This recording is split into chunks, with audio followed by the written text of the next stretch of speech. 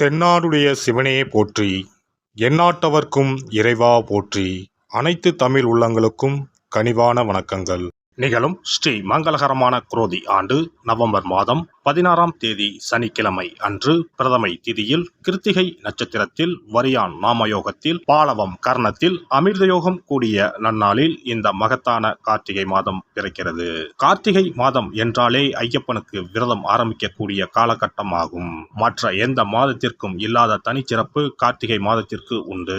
இந்த கார்த்திகை மாதத்தில்தான் மழை, வெயில், பனி ஆகிய அனைத்தும் கலந்த காலநிலை நிலவும். கார்த்திகை மாதத்தில் கார்த்திகை தீபம், சோமவார விரதம், உமா மகேஸ்வர விரதம், கார்த்திகை ஞாயிறு விரதம், கார்த்திகை விரதம், விநாயகர் சஷ்டி விரதம், முடவன் முழுக்கு, கார்த்திகை மாத வளர்பிறை, துவாதசி, துளசி கல்யாணம் போன்ற வழிபாடுகள் மேற்கொள்ளப்படுகின்றன. சூரிய பகவான் விருச்சிக ராசியில் சஞ்சரிக்கக்கூடிய கார்த்திகை மாதத்தில் சூரிய புதன் சேர்க்கையால் புதாதித்ய ராஜயோகமும், சூரியன் குரு எதிரெதிர் ஸ்தானத்தில் சஞ்சரிக்கும் போது சம சப்தம யோகமும், சூரியனுக்கு தனஸ்தானத்தில் சுக்கிரனின் அமைப்பால் வேசி யோகமும் உருவாகிறது. இந்த கிரக அமைப்பினால் உங்கள் ராசிக்கு இம்மாதம் ஏற்படும் சுபம் மற்றும் அசுப பலன்கள் என்ன என்பதனையும், அசுப பலன் ஏற்படுமாயின் ராசிக்காரர்கள் செய்ய வேண்டிய பரிகாரம் என்ன, வழிபட வேண்டிய தெய்வம் யார் என்பதனை பற்றியும் விரிவாக காண்போம். பிறக்கப் போகும் இம்மாதத்தில் உங்கள் வாழ்வில் வளமும் நலமும் செல்வ செழிப்பும் பெற்று வாழ்வில் உயரிய நிலையை அடைய எல்லாம் வல்ல எம்பெருமானை வேண்டி விரும்பி கேட்டுக்கொள்கிறேன். மேசராசி அன்பர்களே, இந்த மாதம் எல்லா காரியங்களும் அனுகூலமாகும். முக்கிய நபர்களின் சந்திப்பும் அவர்களால் உதவியும் கிடைக்கும். உடல் ஆரோக்கியம் பெறும். மனதில் தைரியம் கூடும். சுய நம்பிக்கை உண்டாகும். எடுத்த காரியங்களை செய்து முடிப்பதில் எதிர்பாராத திருப்பங்கள் ஏற்படும். தொழில் வியாபாரத்தில் முன்னேற்றமான வாய்ப்புகள் எதிரில் வந்து தோன்றும். வியாபாரம் தொடர்பான செலவுகள் கூடும்.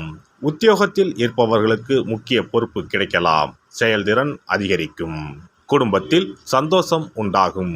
பிரிந்து சென்ற குடும்ப உறுப்பினர் மீண்டும் வந்து சேரலாம். கணவன் மனைவிக்கு இடையே இருந்த மனஸ்தாபங்கள் நீங்கும். பிள்ளைகள் கல்வி பற்றிய சிந்தனைகள் அதிகரிக்கும். உறவினர்கள் மத்தியில் மரியாதை கூடும். பெண்களுக்கு எதிர்பாராத சந்திப்புகள் உண்டாகும். திடீர் செலவு உண்டாகலாம். கவனம் தேவை. முக்கிய பொறுப்புகள் கிடைக்கக்கூடும். மாணவர்களுக்கு கல்வியில் திருப்தியான நிலை காணப்படும். தன்னம்பிக்கை அதிகரிக்கும். நட்சத்திர பலன்கள். அஸ்வினி நட்சத்திரம். இந்த மாதம் உறவினர்கள் வகையில் தவிர்க்க முடியாத சுப செலவுகளை சுமக்க நேரும். முக்கியமான பயணமும் முக்கிய பிரமுகர்களின் சந்திப்பும் உண்டாகும். அது உங்கள் எதிர்காலத்திற்கு நல்ல அஸ்திவாரமாக இருக்கும். சிலர் கூட்டு முயற்சிகளில் லாபம் தேடலாம். சிலர் குடும்பத்தினரோடு கூட்டு சேர்ந்து தொழில் செய்து லாபம் பார்க்கலாம். பரணி நட்சத்திரம். இந்த மாதம் ஆரோக்கியம் நன்றாக இருக்கும். தொழில், வேலை, உத்தியோகம் ஆகியவற்றில் வெற்றி அடையலாம். சேமிப்பும் அடையலாம். உங்கள் உழைப்பும் நம்பிக்கையும் உங்களுக்கு முழுமையான பலனையும் திருப்தியையும் தரும்.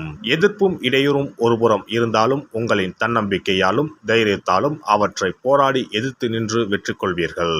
கார்த்திகை நட்சத்திரம். இந்த மாதம் கடமைகளை காப்பாற்றுவீர்கள். பொருளாதாரத்தில் பிரச்சனை இருக்காது என்றாலும் வைத்திய செலவும் அல்லது வீண் விரய செலவும் தவிர்க்க முடியாததாக இருக்கும். அதனால் சில சமயம் விரக்தி ஏற்படலாம். மனதில் ஆறுதலும் நம்பிக்கையும் உண்டாகும். தொழில், வியாபாரம், உத்தியோகத்தில் பிரச்சனைகள் எதுவும் இருக்காது. சுவாமிமலை முருகனை வணங்கி வர காரிய வெற்றி உண்டாகும். கவலைகள் தீரும். கந்த சஷ்டி விரதம் இருந்து முருகனை வணங்க பிரச்சனைகள் குறையும். மனதில் அமைதி உண்டாகும். சிறப்பு தொகுப்பு. கண் திருஷ்டிகள் அகன்று தடைப்பட்டு கொண்டிருக்கும் காரியங்கள் நிறைவேற செய்ய வேண்டிய பரிகாரம் என்ன என்பதனை பற்றி காண்போம். வாழ்க்கையில் நல்ல நிலையில் இருந்தவர்கள் கூட திடீரென்று பொருளாதாரம் இழந்து மன கஷ்டங்களுடன் வாழும் நிலை ஏற்படும். இந்த நிலை எதனால் ஏற்பட்டது என்று ஆராய்ந்து பார்த்தால் பெரும்பாலும் அவர்களின் மீதான கண் திருஷ்டிதான் காரணமாக இருக்கும். கல்லடி பட்டாலும் கண்ணடி படக்கூடாது என்று சொல்வார்கள் அல்லவா? அது உண்மைதான். இது போன்ற பிறரின் பொறாமை கொண்ட கண் திருஷ்டியினால் பலரின் வாழ்க்கை சிரமத்திற்கு ஆளாக நேரிடும். இது போன்ற கண் திருஷ்டிகளிலிருந்து எப்படி தப்பிப்பது? இருக்கவே இருக்கிறது எளிதாக கிடைக்கும் ஊமத்தஞ்செடி.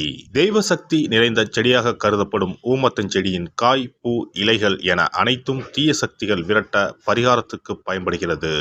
பொதுவாக ஊமத்தம் காய்க்கு கெடுதலை அகற்றக்கூடிய சக்தி உண்டு. நம் வீட்டில் உள்ள எதிர்மறை சக்தியை அகற்றுவதற்கு ஊமத்தங்காய் தீபம் சிறந்த பரிகாரமாகிறது.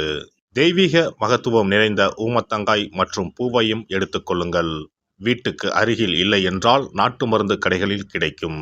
இந்த 2 பொருட்களையும் மஞ்சள் தண்ணீரை கொண்டு நன்றாக கழுவி விடுங்கள்.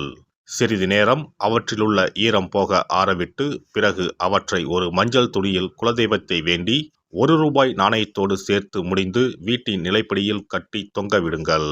இந்த முடிச்சை வெள்ளிக்கிழமை அல்லது ஞாயிற்றுக்கிழமைகளில் தயார் செய்து வாசல் படியில் கட்டுவது சிறப்பு. தினமும் வீட்டில் தீபம் ஏற்றி காண்பிக்கும் போது இந்த முடிச்சுக்கும் காண்பிக்கவும்.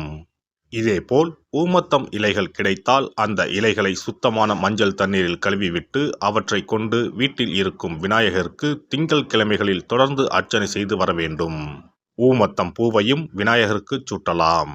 3 வாரங்கள் தொடர்ந்து திங்கள் கிழமைகளில் விநாயகருக்கு ஊமத்தை இலையால் அர்ச்சனை செய்து ஊமத்தம் பூவை சூட்டி வழிபட்டால் வீட்டில் உள்ள கெட்ட சக்தி நடமாட்டம் மற்றும் கண் திருஷ்டிகள் தீரும். ஊமத்தம் செடியும் சிவபெருமானுக்கு உகந்த இலை ஆகும். இந்த ஊமத்தங்காய் வைத்து சிவபெருமானுக்கு தீபம் ஏற்றி வழிபடுவதன் மூலம் நமது பிரச்சனைகளில் இருந்து எளிதாக விடுபட முடியும். முதலில் 2 ஊமத்தங்காய்களை எடுத்துக்கொள்ள வேண்டும். அவற்றின் மீது முட்கள் இருப்பதால் மிகவும் கவனமாக கையாள வேண்டும். ஊமத்தங்காயின் காம்பு பகுதிகளை வெட்டி கொண்டு கத்தியை பயன்படுத்தி ஊமத்தங்காயின் உள்ளே இருக்கும் விதை பகுதியை முழுவதுமாக நீக்கிவிட வேண்டும். பின்னர் 2 அகல் விளக்குகள் மற்றும் விளக்கு வைப்பதற்கான 2 தட்டுகளை எடுத்து சுத்தம் செய்து அவற்றிற்கு மஞ்சள் குங்குமம் போட்டு வைத்துக் கொள்ள வேண்டும். பின்னர் 2 தட்டின் மீதும் ஒவ்வொரு அகல் விளக்கை வைத்துக் கொள்ள வேண்டும். அதன் பிறகு எப்போதும் பூஜை செய்வதற்கு வைப்பது போன்ற வெத்தலைப்பாக்கு, பழம் போன்றவற்றை வைத்துவிட்டு 2 விளக்குகளையும் ஏற்றி சிவபெருமானை மனதார வேண்டிக் கொள்ள வேண்டும். எனக்கு இருக்கும் பிரச்சனைகள் அனைத்தும் தீர்ந்து இன்பமான வாழ்க்கை கிடைக்க வேண்டும் என வேண்டிக் கொள்ள வேண்டும். இந்த பூஜையை வெள்ளிக்கிழமை அன்று தொடங்கினால் தொடர்ந்து 9 வெள்ளிக்கிழமைகள் செய்ய வேண்டும். ஊமத்தங்காயின் மீது எவ்வாறு முட்கள் இருக்கிறதோ அதுபோல நமது வாழ்க்கையில் இருக்கும் முட்கள் போன்ற பிரச்சனைகளை அவை தீர்த்து வைக்கின்றன. இந்த பூஜையை நாம் தொடர்ந்து செய்து வருவதால் நம் மீது இருக்கும் கண் திருஷ்டிகள் அகன்றுவிடும். தீராத துயரங்கள் தீர்ந்துவிடும். பணம் நகை நம்மிடம் பெருகி வரும். சிலருக்கு கையில் சுத்தமாக பணம் இருக்காது. வறுமை தாண்டவமாடும். கடன் தொல்லையால் கஷ்டப்படுவார்கள். பண பிரச்சனையில் சிக்கி கொண்டிருப்பவர்கள் இந்த தீபத்தை ஏற்றினால் 3 வாரங்களில் நல்ல பலனை பெற முடியும். தொழிலில் நல்ல முன்னேற்றம் இருக்கும். கடன் பிரச்சனைகள் தீரும். உறவினர்களிடையே பகைமை இருந்தால் அவையும் மறைந்துவிடும். நோய்வாய் உள்ளவர்கள் இந்த தீபத்தை ஏற்றுவதன் மூலம் நல்ல பலனை பெற முடியும். பொதுவாகவே எந்த பரிகாரம் என்றாலும் அதை முழு நம்பிக்கையுடன் செய்தால் மட்டுமே முழு பலன் கிடைக்கும் என்பதை நினைவில் கொள்ளுங்கள்.